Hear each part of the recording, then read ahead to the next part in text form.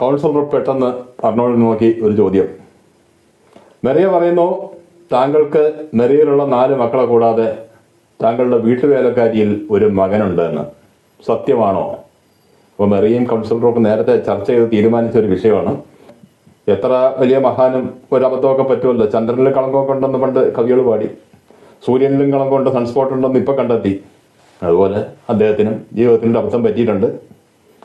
അത് 1996 അവസാനം Christmas vacation time മെറിയും മക്കളുമൊക്കെ ക്രിസ്മസ് വെക്കേഷൻ എൻജോയ് ചെയ്യാൻ പോയി. അർണോൾഡ് ആ സമയത്ത് റോബിൻ ആൻഡ് ബാറ്റ്മാൻ്റെ ഷൂട്ടിങ് കാരണം പോകാൻ പറ്റിയില്ല.